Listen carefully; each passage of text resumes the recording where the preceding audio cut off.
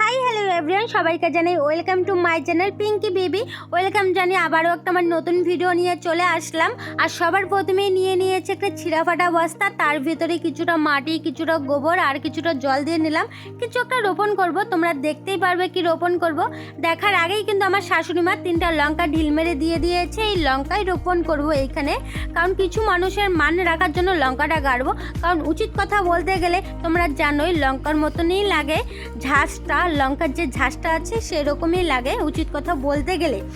আর এই লঙ্কা গাড়ার পিছনে আমারও কিছু উদ্দেশ্য আছে, কারণ লঙ্কার মধ্যে প্রচুর পরিমাণ সি থাকে। আর সি খাওয়া খুবই ভালো, কারণ ভিটামিন একটু শরীরের মধ্যে গেলে আমি একটু বল পাবো। বলটা পেলে মানুষের কাটি করতে পেছনে লাগতে আমার খুবই সুবিধা হবে। আর কি কি সবজিতে কি কি প্রোটিন পাওয়া যায় অবশ্যই একটু আমাকে কমেন্টে জানাবে, কারণ তাদের পেছনে তো লাগতে হবে। একটু শরীরে বল না থাকলে কিভাবে কাটিটা করতে পারবো আর কিভাবে মানুষের পেছনে লাগবো।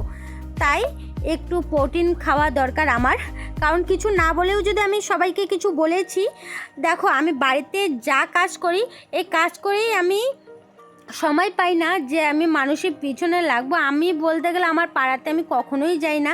আগে যাইতাম যখন কাজ থাকতো না, আগে তো ভিডিও করতাম না, তার জন্যই একটু পাড়া বেড়াতে যাইতাম বাড়ির কাজ শেষ করে। এখন তো বাড়ির কাজ শেষ করতে করতেই আমার সময় চলে যায়, আবার ভিডিও করতে হয়, ভিডিও এডিট করতে হয়, যাই করতে হয়। এডিট করতে পারি না, যেরকমই করি ওটাই করি। বাড়িতেই সময়, আমার বাড়িতে কাজ করে হাতে সময়ই পাই না। আর এসব কথা শুনলে কার মাথাটা গরম না হয় বলো।